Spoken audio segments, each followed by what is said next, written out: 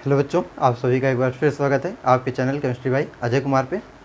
तो आज हम क्लास 11th का जो चैप्टर एटॉमिक स्ट्रक्चर स्टार्ट किए थे, ठीक है, उसमें आगे बात करेंगे। हम लोग वहाँ बोर का परमाणु मॉडल तक पढ़ चुके थे।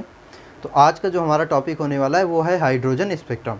ठीक है, आज हम क्या पढ़ेंगे, हाइड्रोजन स्पेक्ट्रम के बारे में पढ़ेंगे कि हाइड्रोजन स्पेक्ट्रम क्या है, और अगर एक कक्षा से दूसरे कक्षा में इलेक्ट्रॉन जाता है तो उन कक्षाओं के बीच का जो ऊर्जा अंतर आता है वो कैसे गणना करते हैं, और बहुत सारे इसके न्यूमेरिकल आज के लेक्चर में हम देखने वाले हैं। तो आइए स्टार्ट करते हैं अपना टॉपिक, क्या हाइड्रोजन स्पेक्ट्रम। तो सबसे पहला कि हाइड्रोजन स्पेक्ट्रम होता क्या है ना। और जैसा कि लास्ट लेक्चर में हमने थोड़ा सा स्पेक्ट्रम के बारे में चर्चा की थी कि स्पेक्ट्रम क्या होता है, कि जब किसी श्वेत प्रकाश को क्या करते हैं, हम किसी प्रिज्म से गुजारते हैं, तो प्रिज्म से गुजारने पर जो श्वेत प्रकाश है वो 7 विभिन्न रंगों, जिन्हें हम विबग्योर कहते हैं, में विभक्त हो जाता है। इन रंगों के समूह को स्पेक्ट्रम कहते हैं। या फिर हम सीधा सा कहें कि जो विद्युत चुम्बकीय विकिरणें होती हैं विभिन्न प्रकार की होती हैं, तो विभिन्न प्रकार की विद्युत चुम्बकीय विकिरणों को जब तरंगदैर्ध्य और आवृत्ति के क्रम में क्या किया जाता है, व्यवस्थित किया जाता है, तो प्राप्त जो श्रेणी होती है उसी को हम स्पेक्ट्रम कहते हैं। हमें यहाँ जानना है हाइड्रोजन स्पेक्ट्रम के बारे में कि हाइड्रोजन स्पेक्ट्रम क्या होता है। तो आइए देखते हैं। आपको जैसा पता है कि हाइड्रोजन परमाणु जो होता है उसमें केवल एक इलेक्ट्रॉन होता है ना, ये बात सभी को पता होगी। वही हाइड्रोजन पहला तत्व है हमारा और उसके पास केवल एक इलेक्ट्रॉन होते हैं। तो होता क्या है, जब हाइड्रोजन गैस को गर्म किया जाता है तो भाई गर्म करने पर क्या होगा, जो हाइड्रोजन गैस सिंगल बॉन्ड बने होते हैं हाइड्रोजन परमाणु के बीच, तो इसके बॉन्ड टूट जाएंगे और ये क्या बन जाएगा, हाइड्रोजन परमाणु बन जाएगा। और जब इसको गर्म करेंगे तो जो अणु है, भाई ये क्या था, अणु था, अणु किस में टूट जाएगा, परमाणु में टूट जाएगा। और क्योंकि हम इसको गर्म कर रहे हैं तो ऊर्जा मिलेगी, तो हाइड्रोजन परमाणु में जो इलेक्ट्रॉन है उसको क्या मिलेगी, ऊर्जा मिलेगी। तो वो इलेक्ट्रॉन उस ऊर्जा को ग्रहण करके कहाँ चला जाएगा, उच्च ऊर्जा स्तर में चला जाता है। जैसा कि बोर के परमाणु मॉडल ने बताया था कि किसी भी कोष में जो घूमता हुआ इलेक्ट्रॉन होता है, जैसे ये नाभिक है और इसके चारों ओर ये कोष है, तो इसमें जो इलेक्ट्रॉन घूम रहा है वो एक निश्चित ऊर्जा के साथ घूम रहा है, एक निश्चित ऊर्जा के साथ घूम रहा है। मतलब कि घूमते समय ना तो ये ऊर्जा निकालेगा ना तो ग्रहण करेगा। लेकिन अगर इसे किसी बाह्य स्रोत से एनर्जी मिल जाती, जैसे हमने इसी को हीट कर दिया, तो ये क्या करेगा, अपना कोष छोड़ के कहाँ चला जाएगा, उच्च ऊर्जा स्तर में। मान लो ये दूसरे में तो हो सकता है, तीसरे में चला जाए, चौथे में चला जाए, पाँचवें में चला जाए, मतलब अपने से उच्च ऊर्जा स्तर में चला जाता है। ये बोर ने बताया। तो उसी के आधार पर हाइड्रोजन की स्पेक्ट्रम की व्याख्या हम करेंगे कि होता क्या है कि हाइड्रोजन परमाणु में एक ही इलेक्ट्रॉन होता है। चलो इसको देखते हैं। ठीक है, मान लो ये हाइड्रोजन परमाणु का कुछ इस तरह से है, तो इसमें एक ही इलेक्ट्रॉन है जो कहाँ है, ये पहली कक्षा में। जब हमने हाइड्रोजन को गर्म किया तो इस इलेक्ट्रॉन को क्या मिली, इस इलेक्ट्रॉन को मिली बाह्य ऊर्जा, मतलब ऊर्जा मिल गई, ऊर्जा मिली। और बोर ने कहा कि अगर ऊर्जा इसको बाहर से मिलेगी तो ये उसे अवशोषित करेगा, ग्रहण कर लेगा और चला जाएगा उच्च ऊर्जा स्तर में। तो जब इसे बाह्य स्रोत से ऊर्जा मिली तो ये अपना कोष छोड़ के कहाँ चला जाएगा, उच्च ऊर्जा स्तर में चला जाता है, जहाँ पर यह केवल कितनी देर रह सकता है, 10⁻⁸ सेकेंड तक। भाई कोई भी इलेक्ट्रॉन अगर दूसरे घर में जाएगा, मान लो तुम ही हो, ठीक है, कहीं अतिथि बन के जाओ, कितने दिन रहोगे, कुछ दिन ही ना, कि ज़िंदगी भर वहीं रह ना जाओगे। तो ऐसे इलेक्ट्रॉन अपना कोष छोड़ के दूसरे के कोष में गया तो कुछ समय के लिए मेहमान है वहाँ पे। कितने समय का रहता है, केवल 10⁻⁸ सेकेंड तक। इसके पश्चात उसे वापस अपने कोष में आना पड़ता है। ऐसा क्यों होता है, क्योंकि सभी जो इलेक्ट्रॉन होते हैं या परमाणु या कण होते हैं वो हमेशा निम्न ऊर्जा वाली कक्षाओं में रहना चाहते हैं, क्योंकि जो निम्न ऊर्जा वाली कक्षाएं होती हैं उनमें स्थायित्व तो अधिक होता है और उच्च ऊर्जा वाली कक्षाओं में स्थायित्व हमेशा कम होता है। तो इलेक्ट्रॉन ऊर्जा ग्रहण करके उच्च ऊर्जा में गया, ऊर्जा अधिक हो गई, स्थायित्व कम हो गया, तो फिर से ये क्या करेगा, वापस अपने कोष में लौट आएगा। अब लौटते समय ये उसी ऊर्जा का उत्सर्जन करेगा जिसे अवशोषित करके ये ऊपर गया होता है। तो लौटते समय ये क्या करता है, ऊर्जा का उत्सर्जन करता है। ठीक है, जब हम इस ऊर्जा को क्या करते हैं, स्पेक्ट्रोस्कोप से इस विकिरण को, जो यहाँ पे ऊर्जा विकिरित हो रही है, उत्सर्जित हो रही, इसको स्पेक्ट्रोस्कोप की सहायता से देखते हैं तो इसमें कई सारी क्या होती हैं, लाइनें मिलती हैं। कई सारी लाइनों का क्या होता है, रेखाओं का समूह प्राप्त होता है। इन रेखाओं को हम श्रेणियाँ कहते हैं और इस पूरे स्पेक्ट्रम को ही क्या बोला जाता है, हाइड्रोजन स्पेक्ट्रम कहा जाता है। इस पूरे स्पेक्ट्रम को क्या कहा जाता है, हाइड्रोजन स्पेक्ट्रम कहा जाता है। फिर से एक बार समझते हैं कि हाइड्रोजन परमाणु में केवल एक इलेक्ट्रॉन होता है। जब इस इलेक्ट्रॉन को बाह्य स्रोत से ऊर्जा मिलती है तो यह इसे ग्रहण करके उच्च ऊर्जा स्तर में चला जाता है, जहाँ पर यह केवल 10⁻⁸ सेकेंड तक रहता है। उसके पश्चात वापस अपनी कोश में लौट आता है। लौटते समय ये कुछ ऊर्जा को उत्सर्जित करता है, कुछ ऊर्जा का क्या करता है, उत्सर्जन करता है। और यह ऊर्जा हमें किस रूप में मिलती है, जब इसको हम उत्सर्जित ऊर्जा को स्पेक्ट्रोस्कोप की सहायता से देखते हैं तो हमें ज्ञात होता है कि इसमें कई रेखाएं प्राप्त होती हैं। ठीक है, इन कई रेखाओं को, इनको हम बोलते हैं श्रेणियाँ। क्या बोलते हैं, श्रेणियाँ। और इन श्रेणियों के समूह को ही, इन श्रेणियों के समूह को ही स्पेक्ट्रम कहा जाता है। मतलब ये पूरा जो स्पेक्ट्रम बनता है ये हाइड्रोजन स्पेक्ट्रम कहलाता है। ठीक है, अब अगर देखो और इसमें बात करें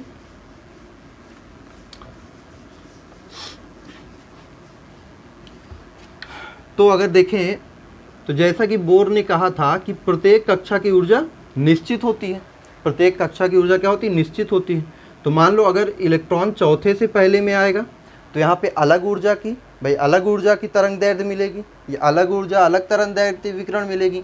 अगर ये तीसरे से दूसरे में आता है या पहले में आता है तो यहाँ पे जो उत्सर्जित विकिरण है उसकी ऊर्जा, उसकी तरंग दैर्ध्य अलग होगी।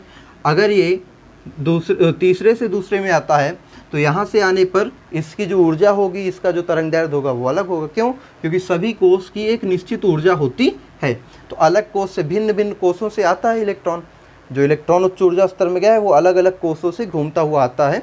इसलिए जो स्पेक्ट्रम होता है उसमें कई प्रकार की, विभिन्न ऊर्जाओं और विभिन्न तरंग दैर्ध्यों वाली क्या प्राप्त होती हैं, स्पेक्ट्रम रेखाएं प्राप्त होती हैं। ठीक है, तो हम क्या कहेंगे कि जब हाइड्रोजन में जो एक हाइड्रोजन अणु को गर्म करते हैं तो परमाणु में विभक्त होता है, उसके परमाणु में एक ही इलेक्ट्रॉन होता है। तो जब उस इलेक्ट्रॉन को बाह्य स्रोत से ऊर्जा मिलती है उसे ग्रहण करके उच्च ऊर्जा स्तर में चला जाता है, जहाँ पर केवल 10⁻⁸ सेकंड तक रह सकता है। उसके पश्चात पुनः अपने कोश में लौट आता है। लौटते समय वो क्या करता है, उसी ऊर्जा का उत्सर्जन करता है जो हमें विकिरण के रूप में प्राप्त होता है। अब इस जो विकिरण ऊर्जा है इसमें भिन्न भिन्न ऊर्जाओं और तरंग दैर्ध्यों की है, ये जो आपको मिला उत्सर्जित ऊर्जा है इसमें अलग अलग तरंग दैर्ध्य और अलग अलग ऊर्जाएं प्राप्त होती हैं। ठीक है, जब इन्हें हम स्पेक्ट्रोस्कोप किसी सहायता से, स्पेक्ट्रोस्कोप की सहायता से देखते हैं तो पता चलता है कि इनमें कई रेखाएं होती हैं। जो उत्सर्जित विकिरण होती है उसमें कई रेखाएं क्यों होती है, क्योंकि अलग अलग ऊर्जा स्तर से आता है तो कई विभिन्न प्रकार की रेखाएं प्राप्त होती हैं। इन रेखाओं को श्रेणियां बोलते हैं और श्रेणियों के इस समूह को ही क्या बोला जाता है, हाइड्रोजन स्पेक्ट्रम कहा जाता है। रेखाओं के इस समूह को ही हाइड्रोजन स्पेक्ट्रम कहा जाता है। चलिए अब बात करते हैं कि इसकी जो खोज की थी सबसे पहले बामर ने की थी। ठीक है, और देखो जैसे ये पहला कोश हो गया। ठीक है, आते हैं 1 2 3 4 5 6 7 और ये 8। ठीक है, चलो ये हमारी n=1 पहला कोश, दूसरा कोश, तीसरा कोश, चौथा कोश, पांचवा कोश, छठवां कोश, सातवां कोश और ये 8वां कोश। अब आपको पता है कि जो इलेक्ट्रॉन था वो पहले कोश से कहाँ चला गया, ऊर्जा ग्रहण करके उच्च ऊर्जा स्तर में चला गया। ठीक है, अब यहाँ से जब ये वापस आएगा तो कैसे आ सकता है, या तो ये सीधा भाई अगर 8वें में गया हो ये 8वें से पहले में आएगा, क्योंकि इलेक्ट्रॉन का जो मूल कोश है वो पहला कोश है, पहले में आया। 7वें से पहले में आ सकता है, भाई 7वें में गया रहा हो, 6वें में गया रहा हो, 6वें से आ सकता है, हो सकता है वो 5वें में गया था, ये हो सकता है 4थे में गया हो, है ना, कुछ इस प्रकार से। तो ये पहली स्पेक्ट्रम रेखाएं प्राप्त होंगी, पहली श्रेणियों का समूह, पहला स्पेक्ट्रम। इस श्रेणी को हम बोलते हैं लाइमन श्रेणी। क्या बोलते हैं, लाइमन श्रेणी। तो हम क्या कहेंगे, यदि इलेक्ट्रॉन विभिन्न ऊर्जा स्तरों से पहले ऊर्जा स्तर में वापस आता है तो प्राप्त श्रेणी क्या कहलाती है, लाइमन श्रेणी। यदि इलेक्ट्रॉन विभिन्न ऊर्जा स्तरों से द्वितीय कोश में वापस आता है, जैसा कि ये देखो द्वितीय कोश हो गया, अगर विभिन्न ऊर्जा स्तरों से द्वितीय कोश में, ये तीसरे से दूसरे में आता है तो जो प्राप्त श्रेणी होती है इसको हम बोलते हैं बामर श्रेणी। इसको क्या बोलते हैं, बामर श्रेणी कहते हैं।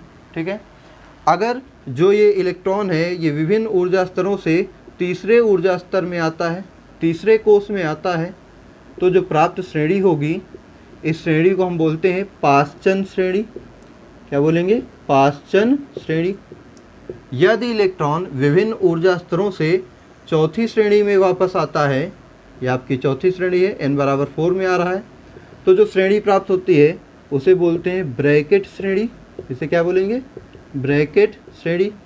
अगर इलेक्ट्रॉन विभिन्न ऊर्जा स्तरों से पाँचवें ऊर्जा स्तर में आता है, तो पाँचवें ऊर्जा स्तर में आने पर जो श्रेणी प्राप्त होती है उसे हम बोलते हैं फुंड श्रेणी कहते हैं। और विभिन्न ऊर्जा स्तरों से छठवें ऊर्जा स्तर में आने पर जो श्रेणी प्राप्त होती है इसे हम हम्फ्री श्रेणी कहते हैं। क्या बोलेंगे? हम्फ्री श्रेणी कहते हैं। अब ये विभिन्न विभिन्न नाम किस आधार पे पढ़े हैं? तो जिस श्रेणी का या जिस स्पेक्ट्रम का अध्ययन जिस साइंटिस्ट ने किया था, जिसकी खोज जिसने की, उसी के नाम पे उसका श्रेणी का नाम पड़ गया। इनकी खोज पहले वाले को लाइमन ने बताया, दूसरे को बामर ने बताया, तीसरे को पास्टन ने बताया, ठीक है, चौथे को ब्रैकेट ने बताया, तो इस तरह से इनका नाम पड़ गया। अब इसी तरह चलिए इसको थोड़ा बना लीजिए, ये हमारा हाइड्रोजन स्पेक्ट्रम है। तो फिर इसकी कुछ और भी बातें करते हैं, जैसे ऊपर एक दो पॉइंट नोट करते हैं। तो किसी भी श्रेणी में कुल स्पेक्ट्रम रेखाओं की संख्या कितनी हो सकती है ना? तो अगर हम बात करें, जैसे हमने कहा कि विभिन्न, किसी स्पेक्ट्रम विभिन्न रेखाएं प्राप्त होती हैं, तो किसी भी कोष के लिए, किसी भी कोष के लिए हम क्या लिखते हैं? एक नोट लिखिएगा, किसी कोष के लिए कुल स्पेक्ट्रम रेखाओं की संख्या, कुल स्पेक्ट्रम रेखाओं की संख्या कितनी होगी? तो हम निकालते हैं n-1/2, n-1/2। ठीक है, अगर किसी कोष के लिए, जिस कोष में इलेक्ट्रॉन आ रहा है उस कोष में, जैसे पहले कोष में इलेक्ट्रॉन आ रहा है, तो यहाँ तक आने में कुल कितनी स्पेक्ट्रम रेखाएं प्राप्त हो सकती हैं? तो वो कितनी प्राप्त होंगी? n-1/2।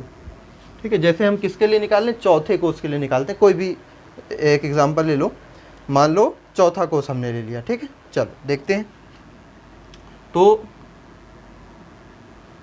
लेते हैं चौथा कोष। यहाँ पे देखो n बराबर 4 के लिए, n बराबर 4 के लिए कुल कितनी रेखाएं प्राप्त होंगी? तो रख दो वहाँ पे मान, क्या हो जाएगा? 4, 4 माइनस 1/2, तो 2 दूनी 4, तो 2 गुणे 3 बराबर 6। कुल कितनी रेखाएं प्राप्त होंगी? कुल 6 रेखाएं प्राप्त होंगी। किसके लिए? n बराबर 4 के लिए। n बराबर 4 के लिए कुल 6 स्पेक्ट्रम रेखाएं प्राप्त होती हैं। ठीक है, चलिए देखते हैं क्या ये 6 रेखाएं हमें मिलेंगी भी या नहीं। भाई कैलकुलेट तो कर लिया कि 4, n बराबर 4, अगर इलेक्ट्रॉन किस में हो? nवें कोष में हो, तो उसके लिए कुल कितनी रेखाएं प्राप्त होंगी? 6 रेखाएं। तो इसको देख भी लेते हैं कैसे 6 रेखा मिलेगी। देखो n बराबर 4 ये है ना, n बराबर 4। ठीक, तो n बराबर 4 से लाइमन श्रेणी में कितनी रेखाएं प्राप्त हो सकती हैं? देखते हैं। देखो, या तो ये यहाँ से सीधे पहले में आएगा, ये देखो पहला आ गया, एक रेखा मिल जाएगी भाई। n4 से, देखो यहाँ लिख दे रहा हूँ, n4 से n1 जाएगा तो एक रेखा मिलेगी भाई। चौथे से तीसरे में आया, तीसरे के लिए भी देखो लाइमन श्रेणी में भाई कौन सी रेखाओं को कैलकुलेट करते हैं? जिस कोष में है उससे नीचे वाले सभी के लिए। भाई चौथे में है तो चौथे और उसके नीचे वाले सभी कोषों के लिए ज्ञात करेंगे। तो देखो n4 से n1 में आ सकता है, या तो n3 से n1 में आ सकता है, एक रेखा मिलेगी, या तो n2 से n1 में। तो 3 रेखा किस में मिल गई? लाइमन में। 3 रेखा किस में मिल गई? लाइमन में 3 रेखा हो जाएगी। फिर दूसरी कौन सी आएगी? बामर श्रेणी। बामर में भी देखें, देखो बामर में चौथे से n2 आ सकती है, तीसरे से n2। तो बामर में क्या होगा?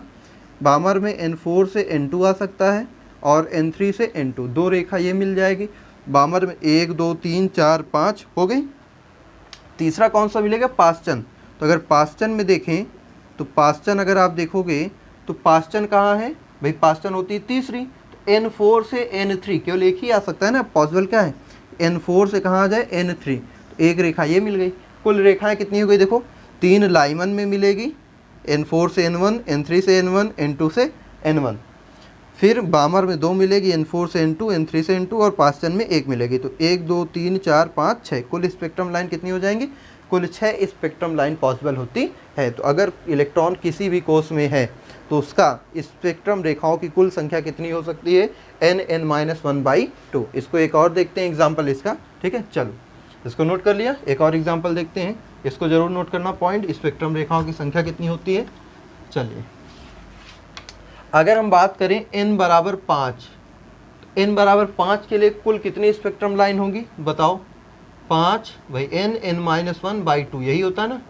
तो 5 गुणे 2 मतलब 10 लाइन। देख लें, पहले देखते हैं लाइमन में क्या क्या संभव है ना, लाइमन में क्या क्या पॉसिबल है। तो 5 से भाई 5 से 1 जा सकते हो, 4 से 1 जा सकते हो, उसके नीचे वाली सभी लेनी है जैसा बताया। 3 से 1 जा सकते हो और फिर दूसरे से भी पहले में जा सकते हैं। इतनी लाइन, 4 लाइनें क्या मिल जाएंगी? 1 2 3 और 4 लाइमन में मिल गई। बामर की बात कर लें, इधर आते हैं। बामर श्रेणी में कितनी मिलेगी? ठीक है, बामर में कितने मिलेगी? देखो बामर में, बामर के लिए N2 होता है तो N5 से N2 आ सकती है, N4 से N2 आ सकती है और N3 से N2, बस यही संभव है। बामर की बात कौन सी आएगी? पास्चन आएगी। तो पास्चन के लिए देखें तो पास्चन में क्या हो जाएगा? N5 से N3 आ सकता है या फिर N4 से N3। तो देखो यहाँ पे भी 2 रेखाएं मिल जाएंगी, यहाँ 3 मिल जाएंगी और एक लास्ट हमारी बचेगी। और वो लास्ट कौन सी होगी? वो लास्ट होगी कौन सी? ब्रैकेट, है ना। तो ब्रैकेट में कौन सी मिलेगी? ब्रैकेट में N5 से N4 ही पॉसिबल है ये। तो कुल रेखाओं की संख्या अगर गिनो तो 1 2 3 4 5 6 7 8 9 और 10 अभी हमने निकाला भी था। बात समझ में आई है? चलो तो इसको नोट कर लो सारे पॉइंट वाइज। अब चलते हैं अगला टॉपिक कि अगर इलेक्ट्रॉन, देखो क्या है, देखो यहाँ से मान लो 7वें से पहले में आ रहा है, 6वें से पहले में आ रहा है, दूसरे से पहले में आ रहा है। तो दूसरे से पहले 6वें 7वें आने में ऊर्जा का कुछ ना कुछ अंतराल होगा। तो वह ऊर्जा अंतर कैसे निकालेंगे?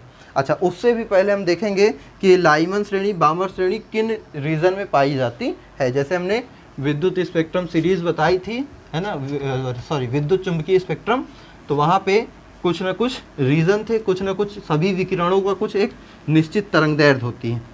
जैसा कि अभी हमने बताया कि जो स्पेक्ट्रम होता है उसमें अलग अलग तरंगदैर्घ्य की स्पेक्ट्रम या अलग अलग तरंगदैर्घ्य की विकिरण होती है। तो जितनी भी हमने देखी लाइमर, बामर, पास्चन श्रेणी, ये कुछ अलग अलग क्षेत्रों में पाई जाती है। तो जैसे हम बात करेंगे सबसे पहले लाइमन, तो लाइमन श्रेणी, ठीक है, बामर श्रेणी, पास्चन, तीसरी कौन सी थी? पास्चन श्रेणी, चौथी कौन सी थी? ब्रैकेट श्रेणी, पांचवी कौन सी थी हमारी? फुंड श्रेणी, और छठवीं थी हमारी कौन सी? हम्फ्री श्रेणी, हम्फ्री श्रेणी। ये तो हमारी स्पेक्ट्रम रेखाएं हो गई। अब इनके लिए N1 मान भाई लाइमन श्रेणी जब होगी तो हमेशा इलेक्ट्रॉन कहाँ आएगा? पहले कोष में। तो N1 का मान हमेशा कितना होगा? 1। और किस कोष से आ सकती है उसको हम N2 लेंगे। जिस कोष में आएगी वो N1 होगी, जिस कोष से आएगी वो N2 होगी। तो N2 क्या क्या हो सकता है? या तो दूसरे से आ सकती है, तीसरे से, चौथे से, ऐसे ये आ सकती है। बामर श्रेणी जब इलेक्ट्रॉन दूसरे में आता है मतलब N1 क्या हो जाएगा? 2 और N2 क्या हो जाएगा? N2 2 से ज़्यादा कुछ भी, 3 4 5 ऐसे करके। अब जब पास्चन कब होता है? पास्चन जब तीसरे में आता है तो N1 कितना हो जाएगा? N1 हो जाएगा 3 और N2 3 से ज़्यादा कुछ भी, मतलब 4 5 6। N2 का मान सदैव 4 या 4 से ज़्यादा होगा। क्या ब्रैकेट कब मिलती है? जब इलेक्ट्रॉन चौथे कोष में वापस आता है, मतलब इसका N1 क्या हो जाएगा? 4 हो जाएगा और N2 क्या हो जाएगा? 5 से ज़्यादा, है ना, 5 या 5 से ज़्यादा। फुंड क्या हो जाएगी? जब 5वें में आती है तो फुंड होती है तो N1 हो जाएगी 5 और N2 क्या हो जाएगा? 6 या उससे ज़्यादा। और हम्फ्री श्रेणी जब 6वें में आता है तो N1 6 हो जाएगा, N2 क्या हो जाएगा? 7 या उससे ज़्यादा। अब बात करें ये किस क्षेत्र में पाई जाती हैं, भाई किस रीजन में पाई जाती हैं। तो जो लाइमन श्रेणी होती है वो पराबैंगनी क्षेत्र में मिलती है। कहाँ पर मिलती है? पराबैंगनी क्षेत्र में। और इसकी तरंग दैर्ध्य की बात करें तो जो तरंग दैर्ध्य लेमडा से दर्शाते हैं, तो लेमडा हमेशा क्या होगा, जो इसका लेमडा होगा वो लेस देन 4000 एंगस्ट्रॉम, 4000 एंगस्ट्रॉम से हमेशा क्या होगा यदि कोई विकिरण पराबैंगनी क्षेत्र में है तो उसका जो तरंग दैर्ध्य होता है वो हमेशा 4000 एंगस्ट्रॉम से कम होगा। दूसरी जो होती है वो मिलती है दृश्य क्षेत्र में। किसमें मिलती है? दृश्य क्षेत्र में। और दृश्य क्षेत्र में जो लेमडा होता है वो होता है 4000 से 7000 के बीच, इतने के बीच पाया जाता है। ठीक है। और जो तीसरा होता है, तीसरा पाषाण, ये पाई जाती है किसमें? निकट अवरक्त में। किसमें पाई जाती है? निकट अवरक्त क्षेत्र बोलते हैं इसको, जिसे हम बोलते हैं नियर IR इंफ्रारेड। और इसका जो तरंग दैर्ध्य होता है लेमडा वो ऑलवेज ग्रेटर देन 7000 एंगस्ट्रॉम। फिर इसके बाद नीचे वाला सुदूर अवरक्त, सुदूर अवरक्त ये भी होता है।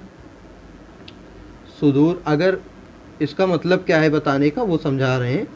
ठीक है भाई, ये हमारे न्यूमेरिकल में काम देंगे, तो कहाँ पे काम देंगे उसकी बात करते हैं। ये भी होगा सुदूर अवरक्त।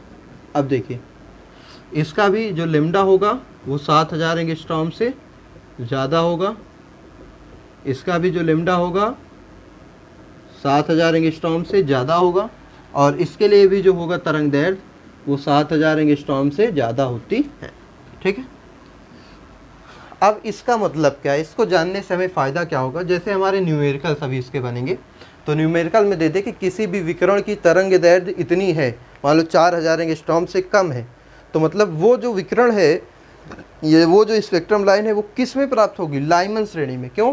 क्योंकि लाइमन श्रेणी पराबैंगनी क्षेत्र में होता है, उसका विकिरण 4000 से कम होगा, तो जो वो विकिरण होगा वो लाइमन क्षेत्र से संबंधित होगा। मान लो कोई कह दे कि जो क्या है हमारी विकिरण है उसमें जो तरंग दैर्ध्य है वो 4000 से ज़्यादा है, 7000 से कम है, तो मतलब वो किससे संबंधित होगा? वो बामर श्रेणी से संबंधित होगा। ठीक है।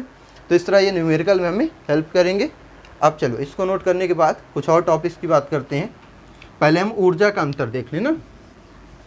अब जैसा कि हमने बताया कि अगर हम दो कक्षाओं से, ठीक है, इसका जो हाइड्रोजन स्पेक्ट्रम की जो थ्योरी है वो थ्योरी आप देखिए तो आपको स्क्रीन पे मिल जाएगी, नोट कर लीजिएगा। इसका फिगर भी होगा, स्क्रीनशॉट चाहे ले लीजिए चाहे नोट कर लीजिएगा। ठीक है, दिख रहा होगा, देख लो 2 मिनट। चलो अब हम आगे चलते हैं आपस अपने टॉपिक पे कि दो कक्षाओं के मध्य संक्रमण पर ऊर्जा अंतर, जो दो कक्षाओं के मध्य संक्रमण होगा उनका ऊर्जा अंतर, भाई मान लो ये हमने जैसे कोष बनाए थे कि n बराबर 1 है, n बराबर 2 है, n बराबर 3 है, n बराबर 4 है, तो पहले कोष की ऊर्जा अलग होती है, दूसरे की अधिक, तीसरे की अधिक, चौथे की उससे भी अधिक। तो अगर इलेक्ट्रॉन चौथे से पहले में आता है या तीसरे से पहले में आता है या दूसरे से पहले में आता है, तो यहाँ से यहाँ तक आने में भाई कुछ ऊर्जा का अंतर होगा। और वो ऊर्जा का अंतर किसके बराबर होगा? जिस ऊर्जा को इलेक्ट्रॉन ने ग्रहण किया था। जितनी ऊर्जा इलेक्ट्रॉन ग्रहण करके चौथे कोष में जाएगा उसी को वापस आते समय निकालेगा। तो इतनी मतलब इन ऊर्जाओं का अंतर हम निकाल लें तो हमें पता चल जाएगा कि इलेक्ट्रॉन को बाह्य स्रोत से कितनी ऊर्जा मिली थी। ये बहुत इंपॉर्टेंट कॉन्सेप्ट है। अगर आपसे कभी पूछे कि बताइए एक इलेक्ट्रॉन पहले कोष से चौथे में गया है तो उस इलेक्ट्रॉन को बाह्य स्रोत से कितनी ऊर्जा मिली होगी, अगर इस टाइप का एक क्वेश्चन आ जाए तो आप चौथे से पहले तक आने में ऊर्जा का अंतर ज्ञात कर लीजिए, कितना ऊर्जा का अंतर हुआ है, और उस अंतर को ज्ञात कर लोगे तो वही ऊर्जा क्या है? अवशोषित ऊर्जा आ जाएगी। ठीक है, चलिए अब हम देखते हैं इस ऊर्जा के अंतर को। जो हमारा फार्मूला होता है वो हम लिखते हैं डेल्टा ई। ऊर्जा का अंतर हमेशा delta E, E2 - E1। E2 क्या है भाई? उस कोष की ऊर्जा जहाँ पे इलेक्ट्रॉन उपस्थित था, और E1 क्या है? जहाँ पे इलेक्ट्रॉन आ रहा है। अब आपने बोर कक्षा की ऊर्जा पढ़ी है कि किसी भी बोर कक्षा की ऊर्जा कितनी होती है, तो आपने पढ़ी है En = -2 π² m e⁴ upon h² z² upon n², यही पढ़े थे। ठीक है, अब अगर इसको थोड़ा सा और, ये बोर कक्षा की ऊर्जा थी, बोर वाला जो परमाणु मॉडल पढ़ा उसमें जाके देखेंगे तो आपने डेरिवेशन किया हुआ है किसी भी nवें कोष के लिए। ठीक है, ये होती है। तो अगर हम इसमें थोड़ा सा और अपने से संशोधन करें, En बराबर ऊपर नीचे Hc का मल्टीप्लाई कर दें, तो ये हो जाएगा -2 π² m e की पावर 4 Hc z² अपॉन, नीचे भी करोगे तो h का क्यूब हो जाएगा और ये c हो जाएगा, इतना हो जाएगा, और नीचे n² है ये इंटू n²। तो अगर आप देखोगे तो ये जो है आपका कौन सी, -2 π² m e की पावर 4 अपॉन h³ c, ये जो होता है माइनस हटा, तो ये जो है इसे हम बोलते हैं रिडबर्ग कांस्टेंट R। ये क्या होती है हमारी, R होती है, जिसको हम बोलते हैं रिडबर्ग नियतांक। इसको क्या बोलते हैं, रिडबर्ग नियतांक कहते हैं। और इसका जो मान होता है वो होता है 109678 सेंटीमीटर इनवर्स। ठीक है, ये तो सिंपल सा अगर हम En लिखना चाहें तो En को क्या लिख सकते हैं, En बराबर लिख सकते हैं माइनस, भाई इस पूरे की वैल्यू, इस पूरे देखो यहाँ पे इस पूरे की वैल्यू कितनी होगी R, तो -R, फिर क्या है Hc, फिर क्या है z² अपॉन n²। ठीक है, ये हो जाएगा। और अगर हम हाइड्रोजन की बात करें, किसके लिए, हाइड्रोजन के लिए, हाइड्रोजन के लिए, तो हाइड्रोजन के लिए Z बराबर क्या होता है, 1 होता है, परमाणु क्रमांक 1 होता है। तो हाइड्रोजन के लिए यही चीज़ क्या हो जाएगी, En बराबर -RHc अपॉन n², यही हो जाएगा। ठीक है, चलो इसको नोट करो, तो फिर यहाँ से हम देखते हैं, स्टार्ट करते हैं अपना टॉपिक। ये बात पूरी समझ में आई, बोर में हमने निकाला था। ये क्यों बता रहा हूँ बहुत डिटेल, भाई जो कंपटीशन में आपके होते हैं कभी कभी बेसिक से क्वेश्चन पूछ लेते हैं, ये सारी चीज़ें आई कहाँ से हैं, रिडबर्ग कांस्टेंट क्या होता है, कहाँ से आई, इसकी वैल्यू क्या होती है ना, तो इसलिए ये सारी चीज़ें आपको जाननी ज़रूरी है। बाकी तो अभी आपको जो न्यूमेरिकल में काम देगा, छोटा सा फार्मूला ही काम देगा। चलिए उसको देखते हैं। ठीक, तो देखो यहाँ से हमने देखा कि En की वैल्यू क्या आ गई, En आ गया -RHc अपॉन n²। ठीक है, चलो तो अगर हम बात करें E1 की या E2 की, तो डेल्टा E बराबर E2 हो जाएगा, तो -RH by R constant, H Planck constant, C प्रकाश का जो वेग होता है, तीनों कांस्टेंट, अपॉन चेंज क्या होगा भाई कोस n, पहला कोस, दूसरा कोस, तीसरा कोस। तो E2 है तो n का मान क्या हो जाएगा, N2 का स्क्वायर, यही होगा, माइनस, फिर देखो E1 तो -R constant, H constant, C constant, upon n क्या हो जाएगा, N1 का स्क्वायर, n क्या हो जाएगा, N1 का स्क्वायर, ये हो गया। ठीक है, चलो आप बताओ, माइनस, ये माइनस प्लस हो जाएगा, तो इसको पहले लिख सकते हो RHc अपॉन N1², और ये minus RHc upon N2²। Delta E को क्या लिख सकते हो, डेल्टा E को लिख सकते हैं Hc अपॉन लेमडा, यही होता है डेल्टा E की वैल्यू। आप जाओगे पीछे, प्लांक कांस्टेंट, प्लांक ने दिया था, इसका मान h न्यू, और न्यू होता है c अपॉन लेमडा, तो E बराबर क्या होता है, Hc अपॉन लेमडा। तो अगर देखो इधर लेते हैं Hc अपॉन लेमडा बराबर, देखो इसमें RHc कॉमन है, RHc कॉमन हो जाएगा, फिर 1 upon n1² minus 1 upon n2², यही हो जाएगा फार्मूला। Hc से Hc कट जाएगा, तो 1 अपॉन लेमडा बराबर क्या आ जाएगा, R 1 upon n1² minus 1 upon n2²। ये क्या हो जाएगी हमारी तरंग दैर्ध्य, मतलब दूसरी कोस से तीसरी कोस में, या तीसरे से पहले में जो विकिरण हो रही, जो इलेक्ट्रॉन आ रहा, उस इलेक्ट्रॉन की तरंग दैर्ध्य लेमडा क्या होगी, इस फार्मूले से निकाल सकते हैं। ठीक है, अच्छा ये केवल किसके लिए है, सिर्फ हाइड्रोजन के लिए। किसके लिए, सिर्फ हाइड्रोजन के लिए। ये किसके लिए है, सिर्फ हाइड्रोजन के लिए। अगर हम बात करें अन्य तत्वों के लिए, तो अन्य तत्वों के लिए केवल एक चीज़ चेंज होगी, अन्य तत्वों के लिए, तो अन्य तत्वों के लिए ये हो जाएगा, देखो क्या हो जाएगा, 1 अपॉन लेमडा बराबर R Z², क्या हो जाएगा ये Z², 1 upon n1² minus 1 upon n2 का स्क्वायर, ये ठीक है। Z क्या है, परमाणु क्रमांक, जो तत्व लोगे उसका परमाणु क्रमांक रख दोगे, क्योंकि हाइड्रोजन के लिए 1 होता है, तो 1 मल्टीप्लाई करने पे यही चीज़ आएगी। तो ये हमारा फॉर्मूला हो गया। अब इसको नोट करो, तो 2 छोटे छोटे पॉइंट, बहुत इंपॉर्टेंट पॉइंट है, उसको बताते हैं, फिर क्वेश्चंस लगाते हैं इसके। ठीक है, चलिए अब आते हैं एक कॉन्सेप्ट देखते हैं। कॉन्सेप्ट अगर कहे एक इलेक्ट्रॉन का ट्रांसफ़र हो रहा है, मतलब संक्रमण हो रहा है, ट्रांजिशन हो रहा है, तीसरे से पहले में, तीसरे से दूसरे में, पांचवें से पहले में, किसी में भी हो रहा है, उसकी अधिकतम तरंगदैर्ध्य और न्यूनतम ऊर्जा ज्ञात कीजिए, या फिर न्यूनतम तरंगदैर्ध्य और अधिकतम ऊर्जा। तो दो कॉन्सेप्ट याद रखेंगे, नोट करके लिखेंगे, नोट करके क्या लिखेंगे, अधिकतम ऊर्जा व न्यूनतम तरंगदैर्ध्य। अगर ऊर्जा अधिक होगी तरंगदैर्ध्य क्या हो जाएगी, कम हो जाएगी, तरंगदैर्ध्य के लिए ठीक है।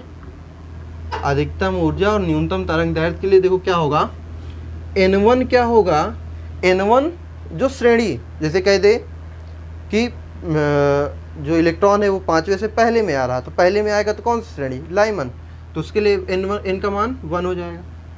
अगर कह दे पांचवें से दूसरे में आ रहा तो N1 का मान 2 हो जाएगा।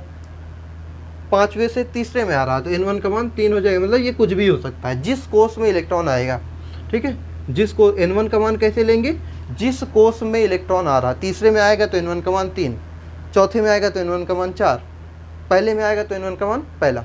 लेकिन जो N2 का मान होगा, N2 का मान वो सदैव आप क्या रखोगे, अनंत, इनफाइनाइट रखेंगे। क्या रखेंगे, इनफाइनाइट, ठीक है। किसके लिए, कंडीशन पढ़ लो, जब हमें कह दे कि अधिकतम ऊर्जा और न्यूनतम तरंगदैर्ध्य ज्ञात करनी है, उस कंडीशन में N1 क्या होगी, जिस कोष में इलेक्ट्रॉन आएगा, पहले में आएगा, दूसरे में आएगा, तीसरे, चौथे, पांचवें, जिसमें भी आएगा वो रखोगे N1 का मान। N2 हमेशा क्या रखोगे, इनफाइनाइट। N2 कभी चेंज नहीं होगा, वो हमेशा क्या होगा, इनफाइनाइट।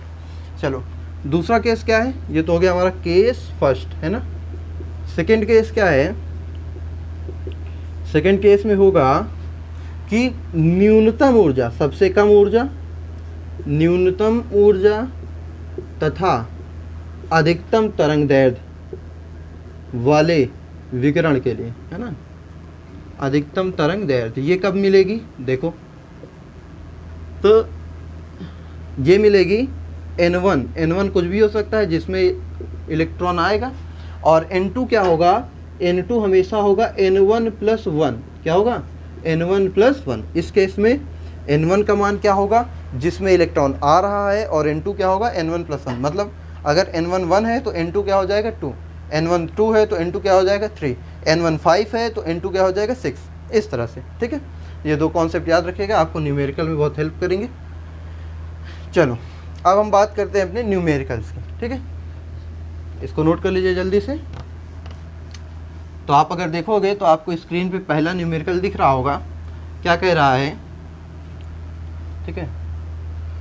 क्वेश्चन आपको स्क्रीन पे दिख रहा है।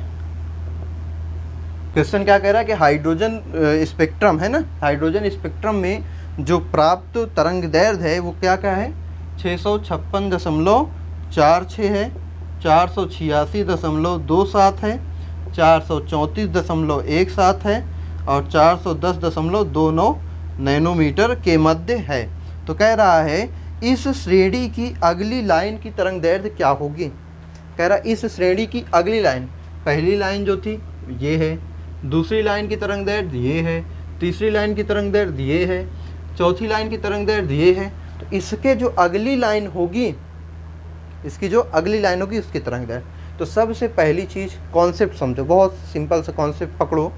हमें सबसे पहले तो पता करना है ये जो तरंगदैर्ध्य है, ये तरंगदैर्ध्य किस रीजन में आती है, किस क्षेत्र में आती है और किस श्रेणी से संबंधित है।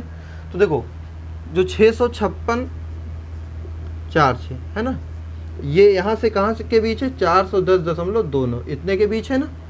तो अगर आप देखो तो अभी आपको हमने बताया था एक बामर श्रेणी, क्या बताई थी, बामर श्रेणी। तो बामर श्रेणी का जो तरंगदैर्ध्य होती है वो होती है 4000 एंगस्ट्रॉम से 7000 एंगस्ट्रॉम के बीच। ये पता है आपको। एक एंगस्ट्रॉम में होते हैं कितने, 1/10 नैनोमीटर। तो इसको चेंज कर दो, इंटू 1/10 नैनोमीटर से 7000 गुणे 1/10 नैनोमीटर। तो ये कुल मिला के क्या आ जाएगा, ये आ जाएगा 400 से 700 नैनोमीटर। देख रहे हो। और ये भी कितने से है, 400 से 700 के बीच ही तो है। तो ये तरंगदैर्ध्य किस क्षेत्र में है, दृश्य क्षेत्र में, दृश्य क्षेत्र में। और दृश्य क्षेत्र की तरंगदैर्घ्य 400 से 700 के बीच होती है। दृश्य क्षेत्र किससे संबंधित होता है? वामर श्रेणी से। तो वामर श्रेणी मतलब ये जो तरंगदैर्घ्य किससे संबंधित है? वामर श्रेणी से। तो अब इससे हमें क्या फ़ायदा मिला भाई? वामर श्रेणी पता चलने का क्या फ़ायदा मिला? वामर श्रेणी का मतलब हमें एक चीज़ तो कंफर्म हो गई कि n1 कितना है? n1 है 2। भाई जब भी कोई इलेक्ट्रॉन वामर श्रेणी में आता है मतलब वो दूसरे कोष में आता है, तो दूसरे कोष में आने पे n1 का मान 2 हो गया। n1 2 हो गया। अब देखते हैं, हमसे कह रहा है कि जो अगली लाइन है उसकी तरंगदैर्घ्य क्या होगी।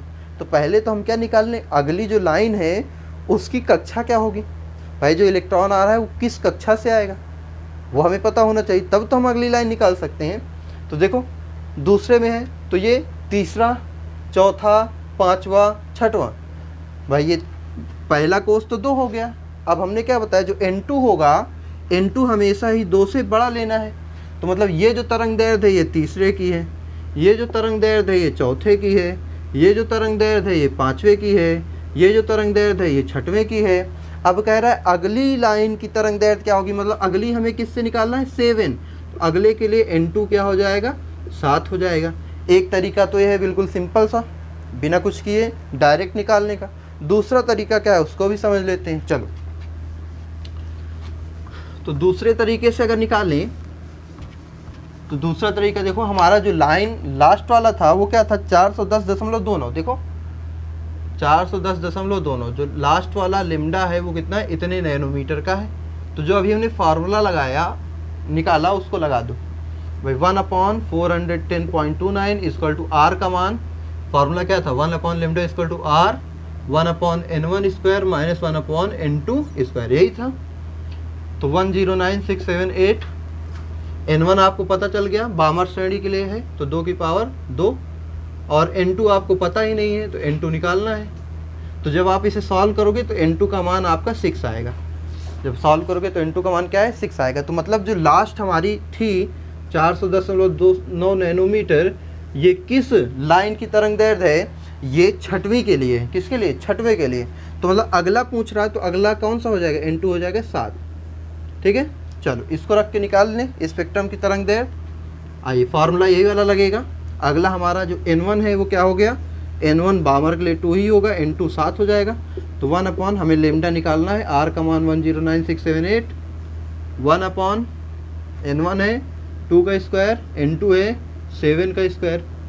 तो 1/λ इक्वल टू 109678, 1/4 माइनस 1/49, यही होगा। और जब आप इसे सॉल्व करोगे तो सॉल्व करने के बाद लेमडा का मान लगभग आएगा 352 नैनोमीटर के करीब। लगभग कितना आएगा? 352 नैनोमीटर के करीब आ जाएगा। कैलकुलेटर होगा, सॉल्व कर लेना तो देखोगे तो 352 लगभग कितना आएगा? 352 नैनोमीटर के करीब इसका आ जाएगा। ठीक है, मैंने कॉन्सेप्ट समझना, कैलकुलेशन कर लोगे। कॉन्सेप्ट क्या है? जब इस तरह के क्वेश्चन दे दे कि विभिन्न लाइनों की तरंगदैर्घ्य ये है, अगली की बताइए, तो सबसे पहले अगली कोष या अगला कोष कौन सा है वो हमें पता करना होगा। तो पहले हम तरंगदैर्घ्य का क्षेत्र पता कर लें, उस क्षेत्र से हमें पता चल जाएगा कि किस श्रेणी से संबंधित है। जैसे ये वामर श्रेणी से, इससे क्या मिलेगा? श्रेणी पता चलने से हमें n1 का मान मिल जाएगा। n1 का मान मिल जाएगा तो हमें 6 वैल्यू दी थी, है ना, 610, 600 इस तरह करके। तो n1 2 है तो n2 3 होगी, 4 होगी, 5 होगी, 6 होगी। 4 दिया था तो मतलब 6 तक हमें दिया है। अगला मतलब 7th के लिए निकालना है। तो डायरेक्ट भी हम कर सकते थे, ऐसे भी कर सकते हैं निकाल के कि कौन सी होगी? लास्ट वाली छठवीं थी, अगली वाली 7वीं होगी, रख के निकाल लिया आगे। ठीक है, चलो इस हो गया ये वाला। अब देखते हैं कौन सा अगला क्वेश्चन। अगला क्वेश्चन पढ़िएगा स्क्रीन के ऊपर, क्या लिखा हुआ है देखो। कह रहा है कि हाइड्रोजन जब N3 से N1 में आता है।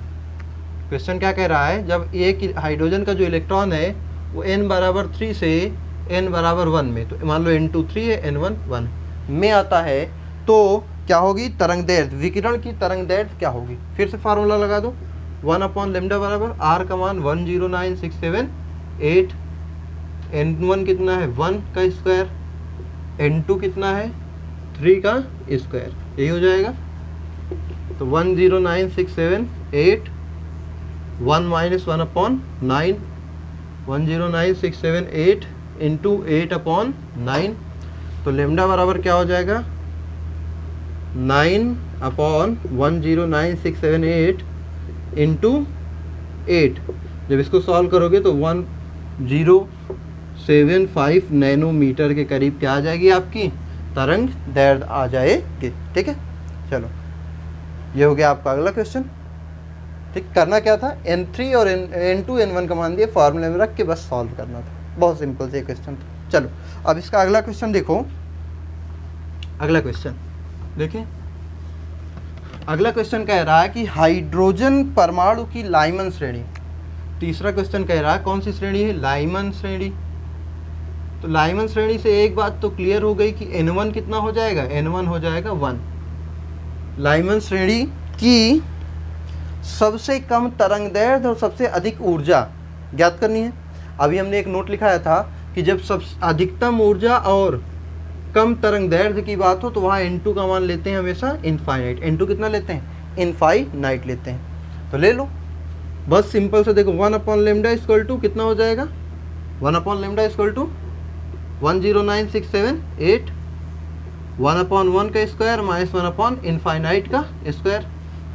चलो 1/λ इक्वल टू 109,678 1 हो जाएगा।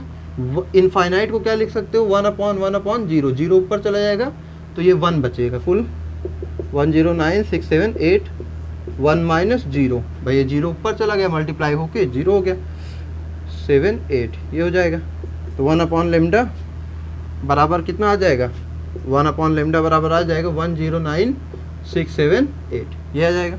और जब आप इसे कैलकुलेट करोगे तो ये 9.11 नैनोमीटर 109 सॉरी ये आएगा लेमडा इक्वल टू 911.75 नैनोमीटर के करीब। ठीक है, ये आ जाएगा। अब दूसरी चीज़ क्या निकालनी है, कह रहा है कि न्यूनतम तरंग दैर्ध्य अधिकतम ऊर्जा। तो ऊर्जा का फार्मूला लगा दो, E बराबर होता है hc/λ। क्या होता है, hc/λ होता है। तो देखिए h का मान होता है 6.62 इंटू 10⁻⁻34, ये होता है।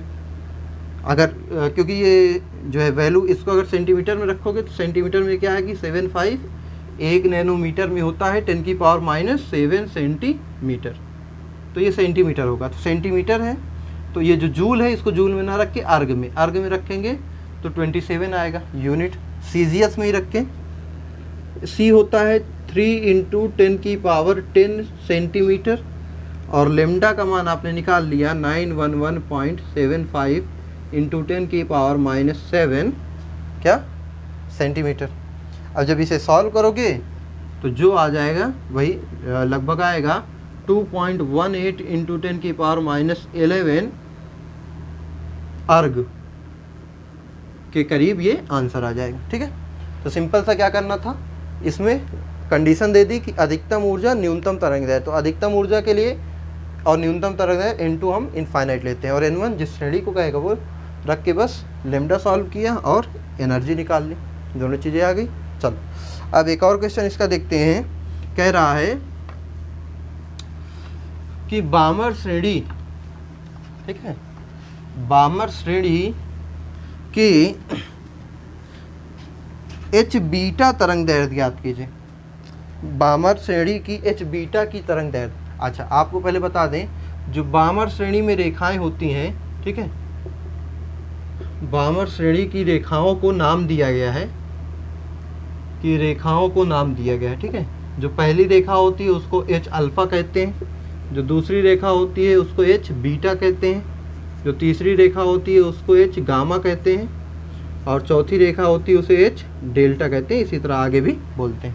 ठीक है, तो हमसे क्वेश्चन पूछ, इसको नोट कर लेना, इंपॉर्टेंट है।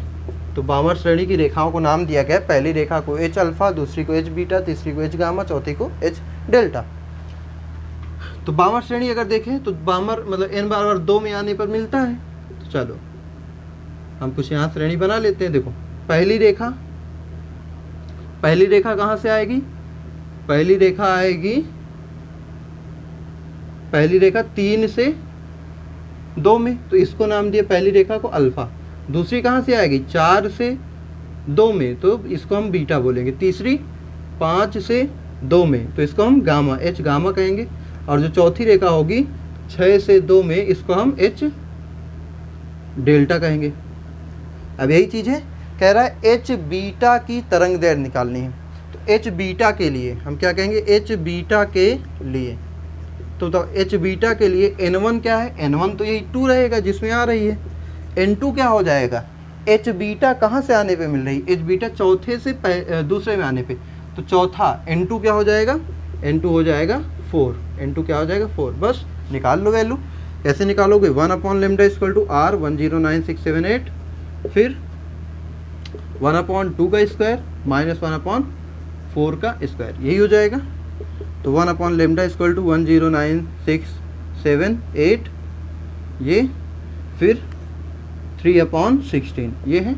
इसको सॉल्व कर लोगे, जो आ जाएगा वही आपका क्या हो जाएगा, आंसर आ जाएगा। नैनोमीटर में लिख लेना, ठीक है। वही आपकी लेमडा की जो भी वैल्यू आएगी लेमडा की, मान लो नैनोमीटर में सॉल्व करके निकाल लीजिए, ठीक है। कैलकुलेट कर लीजिएगा अपने से जो भी आएगा इसका। चलो अब इसके बाद हम बात करते हैं किसकी, अपने अगले क्वेश्चन की। अगला क्वेश्चन देखो क्या कह रहा है। अगला क्वेश्चन कह रहा है कि हाइड्रोजन स्पेक्ट्रम की किस संक्रमण के लिए, किस संक्रमण की तरंग दैर्ध्य हीलियम प्लस के बामर श्रेणी ना में N4 से N2 के लिए होगा। कह रहा है कि हाइड्रोजन की कौन सी तरंग दैर्ध्य, हाइड्रोजन के लिए कौन सी तरंग दैर्ध्य He प्लस के N2 मतलब N बराबर 4 से N बराबर 2 में, जब हीलियम प्लस का जो एक इलेक्ट्रॉन है वो चौथे कोष से दूसरे कोष में जाएगा, तो उसकी जो तरंग दैर्ध्य होगी उस तरंग दैर्ध्य के बराबर हाइड्रोजन के लिए कौन सी तरंग दैर्ध्य होगी, मतलब किस संक्रमण में होगी, मतलब n बराबर 2 से 1 में होगी, n बराबर 3 से 1 में होगी, ये निकालना है। जैसे इसमें n बराबर 4 से जाने पे जो लेमडा मिला, उसमें वही लेमडा इसमें किस कोष से किस कोष में जाने पर मिलेगी, ये बताना है। बहुत सिंपल सा है, ये सबसे सिंपल है अभी तक जितना किया। देखो कैसे, तो हम मान लेते हैं, हमने मान लिया, क्या मान लिया हमने कहा कि हमारा जो हाइड्रोजन के लिए है हम निकाल लेते हैं। माना हाइड्रोजन का N2 से N1 जाने पर मिलता है, ठीक है। N2 से N1 में संक्रमण हो रहा है, तो क्या हो जाएगी लेमडा, 1/λ इक्वल टू R का मान मत रखो, 1/N1 का स्क्वायर माइनस 1/N2 का स्क्वायर, यही कह रहा है। चल, और हीलियम के लिए दिया है तो He प्लस के लिए, इसके लिए निकाल लो He प्लस के लिए। तो He प्लस के लिए बताओ, N2 कितना है 4 है और N1 कितना है 2 है, यही है, रख दो। 1/λ इक्वल टू R 1/, अच्छा किसी अन्य तत्व के लिए हमने फार्मूला क्या बताया था, RZ square 1/N1 square minus 1/N2 square, यही होता है किसी अन्य तत्व के लिए। तो हीलियम का परमाणु क्रमांक क्या होता है, 2 होता है, तो R 2 का स्क्वायर, फिर यहाँ 2 का स्क्वायर माइनस 4 का स्क्वायर, यही हो जाएगा। तो 1/λ equal to R into 4, 1/4 minus 1/16, इसको सॉल्व करो, 4 कॉमन ले लोगे तो यहाँ क्या बचेगा, 1/λ इक्वल टू R, यहाँ 1/1 का स्क्वायर माइनस 1/2 का स्क्वायर। अच्छा डायरेक्ट करने में दिक्कत है, देखो भाई R इंटू 4, यहाँ से 4 कॉमन ले लिया तो 1/1 बचा, 1/4 बचा, यही बचा अंदर भाई। 4 एकम 4, 4 चौके 16, 4 से 4 कट जाएगा, तो 1/λ बराबर क्या हो जाएगा, 1/λ बराबर हो जाएगा R, 1 को क्या लिख सकते हो 1 का स्क्वायर माइनस 4 को क्या लिख सकते हो 2 का स्क्वायर, ये लिख सकते हैं। अब कह रहा है किस संक्रमण के लिए जो तरंग दैर्ध्य इसकी है वही तरंग दैर्ध्य इसकी, मतलब दोनों की तरंग दैर्ध्य बराबर होनी चाहिए, तो दोनों को बराबर रख दो। जब दोनों को बराबर रखेंगे तो देखो क्या हो जाएगा, R 1/N1 square minus 1/N2 square बराबर R 1/1 का स्क्वायर माइनस 1/2 का स्क्वायर। देखो R से R कट जाएगा, दोनों में कंपैरिजन कर दो। N1 किसके बराबर है 1 के स्क्वायर, तो N1 कितना हो गया 1, N2 क्या है 2 है, तो N2 क्या हो गया 2। मतलब हाइड्रोजन के लिए दूसरे से पहले संक्रमण में जो तरंग दैर्ध्य होगी वही हीलियम के लिए चौथे से दूसरे में होगी। ठीक है, बात समझ में आ गई। तो ये आपका क्या हो गया भाई, हाइड्रोजन के लिए क्या, संक्रमण के लिए आपका क्वेश्चन हो गया। तो बहुत सिंपल सा है भाई, जिसके लिए हमें वैल्यू दी हो उसका 1/λ निकाल लो, और दूसरे के लिए 1/λ बराबर r रख के कंपेरिजन कर दो, r से r कट जाएगा, n1 बराबर जो आएगा n2 बराबर जो आएगा वही आंसर हो जाएगा। ठीक, चलिए तो ये आपका क्या हो गया, 5वां क्वेश्चन। अब इसके बाद हम एक और क्वेश्चन देख लें। क्वेश्चन देखो क्या कह रहा है कि हाइड्रोजन की साधारण अवस्था से एक इलेक्ट्रॉन निकालने के लिए, हाइड्रोजन की साधारण अवस्था से एक इलेक्ट्रॉन निकालने के लिए कितनी ऊर्जा की आवश्यकता होगी। तो किसी भी, आपको पता होगा, किसी भी तत्व के अंतिम कोश से एक इलेक्ट्रॉन निकालने के लिए जिस ऊर्जा की आवश्यकता होती है उसे हम बोलते हैं आयनन ऊर्जा। अगर नहीं पता है तो हम लोग अगले चैप्टर जो हमारा होगा आवर्ती गुणधर्म, आवर्त सारणी वाला, उसमें पढ़ेंगे आयनन ऊर्जा। तो अभी हम देखते हैं तो हाइड्रोजन की आयनन ऊर्जा का सूत्र क्या होता है। ठीक है, पहले तो ये समझ लो, इसको भी याद रखना। हाइड्रोजन की आयनन ऊर्जा का सूत्र होता है E इनफाइनाइट माइनस En, यही होता है। E इनफाइनाइट हमेशा क्या होता है, since E infinite 0, E infinite हमेशा कितना होगा, 0, याद रखना। तो हाइड्रोजन की जो आयनन ऊर्जा होगी E, वो कितनी हो जाएगी, माइनस En। भाई 0 में से En गया, माइनस En। अब आपको पता है बोर कक्षा की ऊर्जा कितनी होती है, बोर कक्षा की ऊर्जा अगर आपने पिछले कक्षा में पढ़ा है तो शॉर्ट टर्म में होता है En बराबर -13.6, ठीक है, Z²/n² इलेक्ट्रॉन वोल्ट, यही ऊर्जा होती है उसकी। तो यहाँ वैल्यू रख दो, E बराबर हो जाएगा माइनस, फिर ब्रैकेट में -13.6। अब देखो हाइड्रोजन का परमाणु क्रमांक, Z क्या होता है, परमाणु क्रमांक 1, और हाइड्रोजन का जो इलेक्ट्रॉन होता है, एक इलेक्ट्रॉन होता है, पहली कक्षा में होता है, तो n का मान भी कितना हो जाएगा, 1। तो ये माइनस माइनस प्लस हो जाएगा, E बराबर हो जाएगा +13.6 इलेक्ट्रॉन वोल्ट। तो मतलब कि हाइड्रोजन की साधारण अवस्था में, सामान्य अवस्था में एक इलेक्ट्रॉन बाहर निकालने के लिए 13.6 इलेक्ट्रॉन वोल्ट की क्या लगती है, ऊर्जा लगती है। ठीक है, तो ये हमारे क्या हो गए, जितने टाइप के हाइड्रोजन स्पेक्ट्रम क्वेश्चन हो सकते थे वो सारे हमने करा दिए हैं। तो आज हमने टॉपिक हाइड्रोजन स्पेक्ट्रम कंप्लीट कर लिया। अब नेक्स्ट टॉपिक में कुछ स्पेक्ट्रम की बात करेंगे, स्पेक्ट्रम के टाइप्स ऑफ स्पेक्ट्रम, कितने टाइप के होते हैं, जैसे अवशोषण होता है ना, फिर उत्सर्जन होता है, उसमें भी रेखीय होता है। तो इन सब चीज़ों की बात हम अगले लेक्चर में करेंगे। तब तक के लिए वीडियो को देखिए, ठीक है। नए हो तो चैनल को सब्सक्राइब करिए, लाइक करिए, शेयर करिए और खुश रहिए। फिर मिलते हैं नेक्स्ट वीडियो में।